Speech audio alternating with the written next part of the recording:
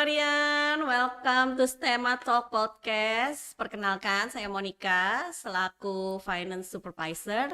Hari ini spesial banget karena podcast hari ini akan membahas tentang manfaat asuransi pendidikan untuk anak. Kalau mami dan daddy di rumah pasti punya cara tersendiri ya untuk menciptakan secure untuk dana pendidikan anak. Karena kita sebagai orang tua tentunya ingin anak kita sekolah sampai jenjang yang paling oke. Kita juga tahu nih biaya pendidikan di Indonesia itu naik terus tiap tahunnya. Inflasinya itu tinggi banget ya, sekitar 10-15%. Karena itu biaya pendidikan dibutuhkan untuk rentang yang cukup panjang, jadi kita harus menyesuaikan dengan dananya. Oke, udah hadir di sini sama saya, Ko Yosep Setiawan, selaku di Prudensial ya Ko? Ya. Boleh perkenalan dong. Ya, halo semuanya. Perkenalkan, nama saya Yosep Setiawan. Oke, langsung kita mulai aja ya. Kita langsung nanya nih sama pakarnya asuransi. Kok sebenarnya apa sih bedanya asuransi sama tabungan pendidikan? Soalnya kan kalau di bank itu kan kalau kita datang tuh suka ditawarinnya tabungan pendidikan. Ya. Nah, itu bedanya apa sih sama asuransi pendidikan? Oke, jadi begini Mon, saya sendiri sebagai seorang daddy ya, punya anak 2. Saya juga sebelum mengenal asuransi pendidikan, saya juga ikutkan anak saya tabungan pendidikan. Ya. Nah, bedanya adalah kalau tabungan pendidikan dia memang memberikan manfaat dana pendidikan. Tapi dia tidak ada yang namanya manfaat untuk melindungi orang tuanya. Si pencari income, si pencari nafkah. Oke. Nah, kalau asuransi pendidikan itu feature-nya biasanya dia ada feature yang namanya perlindungan terhadap orang tua si pencari nafkah. Jadi memastikan feature ini kalau terjadi sesuatu kepada orang tua si pencari nafkah, maka anaknya untuk mendapatkan dana pendidikan di usia tertentu nanti tetap tercapai. Nah, kalau bicarakan tabungan pendidikan kan itu dia hanya berdasarkan setoran aja yang masuk kemudian dikelola, diberikan return, diberikan istilah umumnya bunga. Nah, yang jadi permasalahan adalah ketika orang tua si pencari nafkah mungkin karena satu dan lain hal tidak bisa lagi mencari nafkah, tidak bisa lagi setor tabungan pendidikannya, Kayak otomatis sakit ya atau ada kecelakaan. iya, atau maaf meninggal. Betul. Sehingga otomatis tabungannya kan stop, tidak ada setoran. Nah, kalau asuransi pendidikan itu ada feature yang namanya pembebasan premi, pembebasan uang setoran kalau terjadi resiko kepada orang tua si pencari nafkah. Jadi tujuan untuk mendapatkan dana pendidikan tetap tercapai apapun resiko yang terjadi kepada si orang tuanya.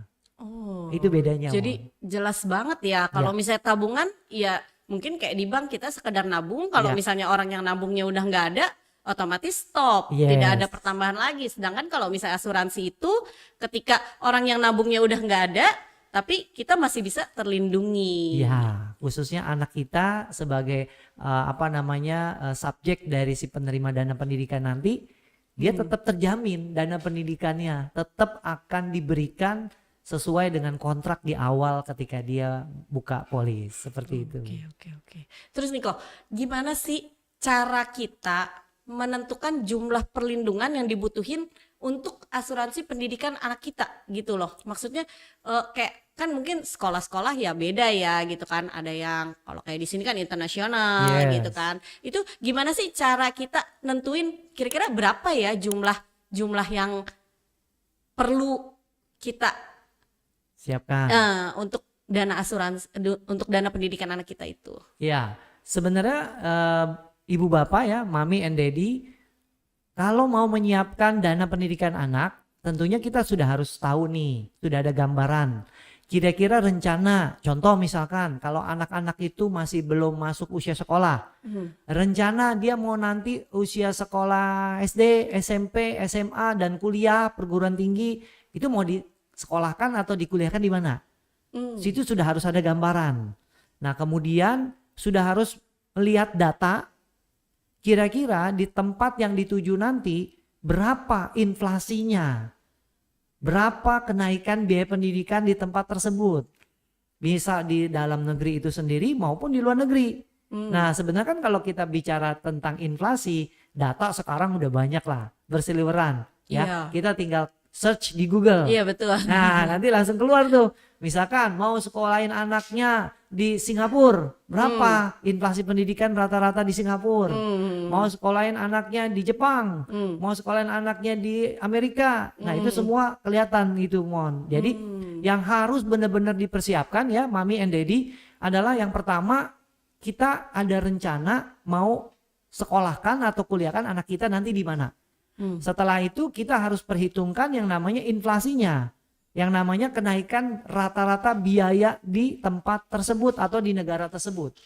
Sehingga kalau kita sudah tahu inflasinya berapa, target dananya yang mau kita capai berapa, itu kita udah langsung bisa persiapkan tuh. Bisa kita hitung ya Bisa kita langsung. hitung berapa yang harus sudah kita persiapkan dari sejak sekarang, dari sejak usia anak kita sekarang sampai nanti targetnya. Kalau targetnya buat SMP atau SMA, ya berapa tahun lagi? Targetnya buat kuliah berapa tahun lagi? Sebenarnya Mami and Daddy juga bisa dibantu dengan feature yang namanya aplikasi financial calculator. Oh iya. Ada. Sekarang udah banyak ya kayak gitu ya. Tinggal kita download ya kan di aplikasi-aplikasi seperti Google Play Store. Iya. Nah, itu kemudian kita tinggal masukkan saja angkanya. Rencana kita mau sekolahkan di mana? Kemudian berapa tahun lagi? Inflasinya di sana berapa persen? Saat ini di tempat tersebut butuh biaya berapa? Udah kita hitung. Dengan biaya sekarang misalkan let's say 200 juta. 10 tahun lagi dengan inflasi 10% misalkan. Iya, 200 juta yang sekarang jadi berapa nanti? Nah, itulah angka yang bisa diperhitungkan. Seperti itu, Mon. Oke. Thank you Ko Yosef. Sama-sama.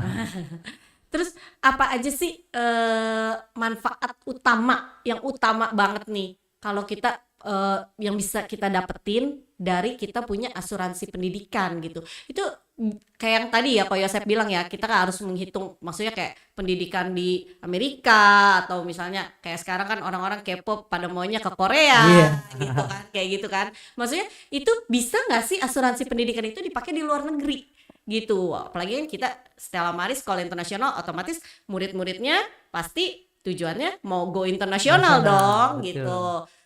Kayak gitu, gimana nih kok? Bisa nggak kira-kira? Oh iya, tentu bisa banget. Karena asuransi pendidikan itu kan dia memberikan jaminan dana pendidikan. Di mana dana pendidikan ini dicairkan langsung ketika jatuh tempo kepada rekening si pemegang polis. Dalam hal ini orang tuanya. Jadi tergantung dari awal kita sebagai orang tua mau menyiapkan anak-anak kita mau merencanakan nanti sekolah atau kuliah di mana. Nah, ketika tadi di awal kita sudah tahu kira-kira berapa biaya pendidikan nanti ketika usia anak kita tertentu tadi, ya sudah, dananya sudah dihitung, nanti kan dipersiapkan. Ketika waktunya dia cair, jatuh tempo dananya, maka akan langsung ditransfer kepada kita sebagai orang tua. Jadi dananya itu ya silakan mau dipakai buat di negara tujuan atau bahkan mau berubah pikiran. Karena asuransi pendidikan sebenarnya tidak ada ketentuan harus nih kalau dari awal mau sekolahin anak di Amerika maka nanti harus di Amerika, enggak juga.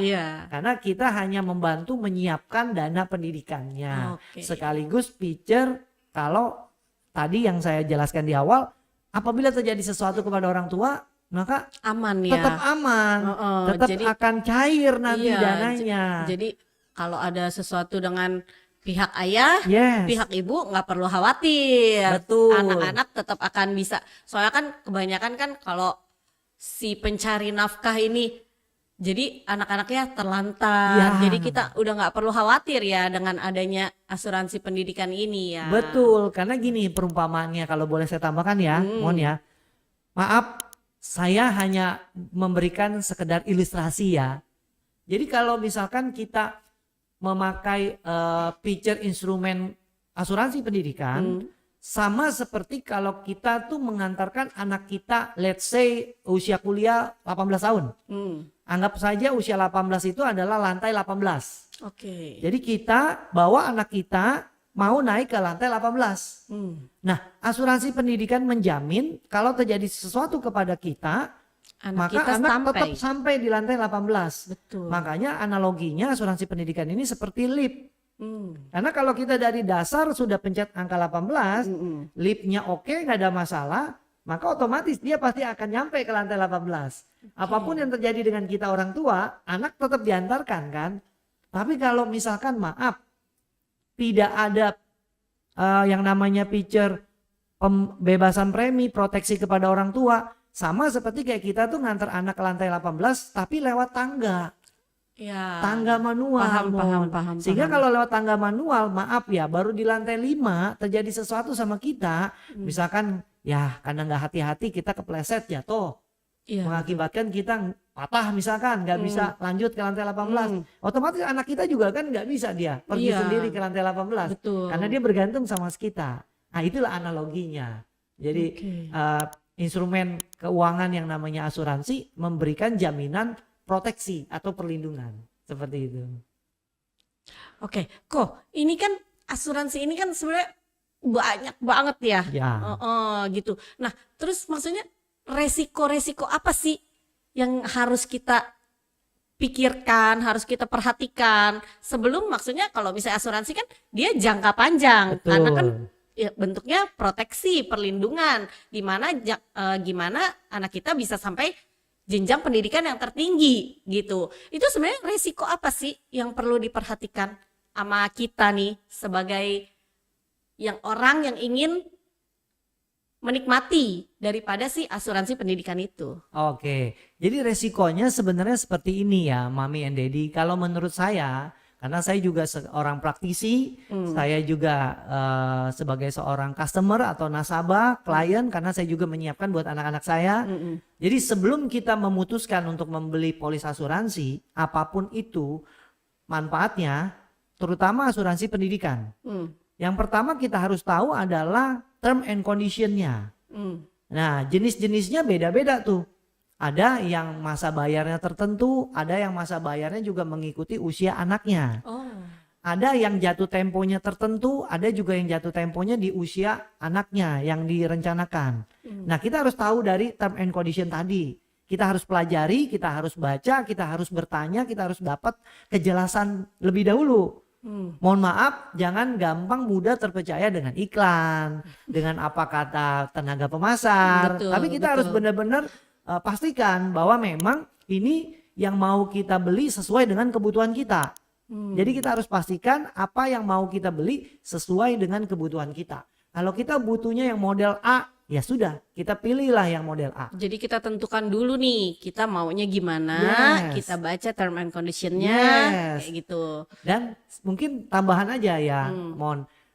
Kan kalau kita bicara perusahaan, ya mohon maaf kan banyak ya, company itu banyak.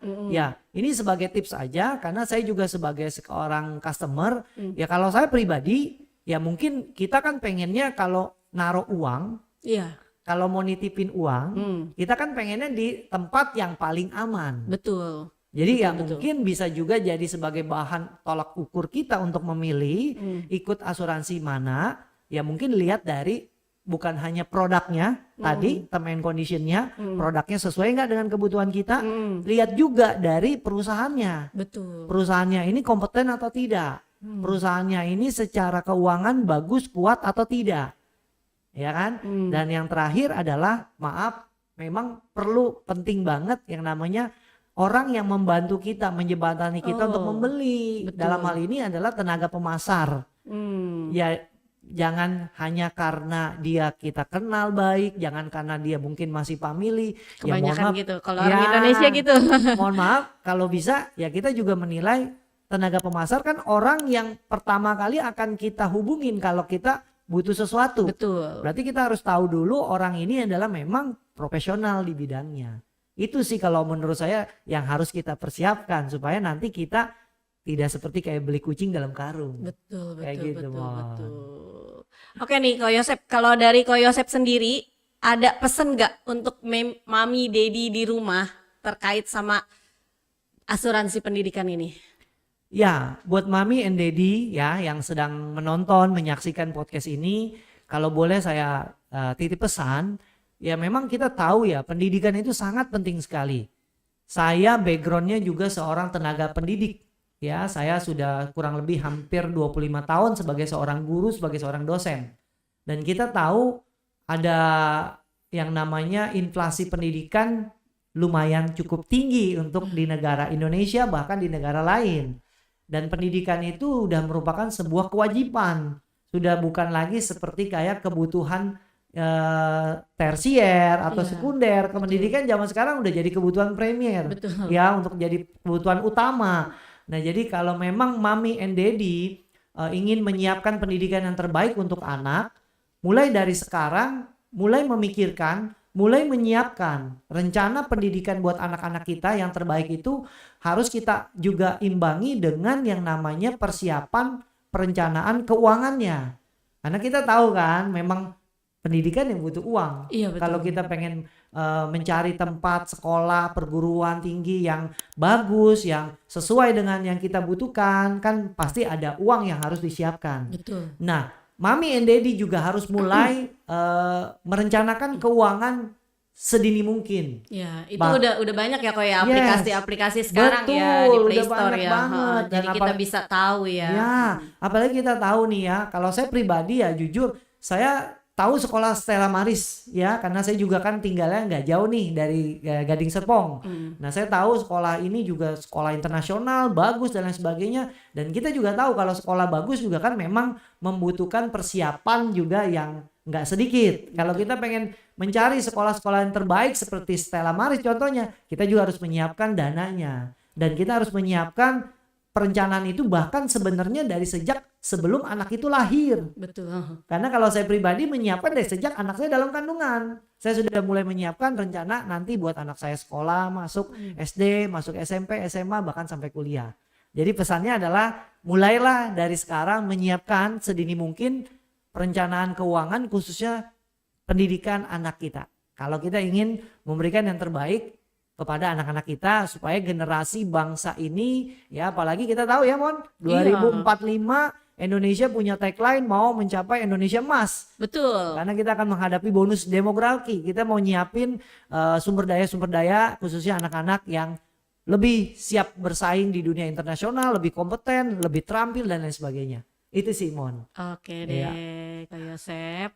Oke, Stella Marian semua, nggak terasa ya. Udah banyak banget nih bahasan tentang manfaat asuransi pendidikan untuk anak kita, bahkan untuk mungkin di sini Stella Marian ada yang masih sekolah gitu, mungkin bisa merekomendasikan ke orang tuanya juga. Semoga ya yang dibahas hari ini bisa membawa manfaat buat kita semua.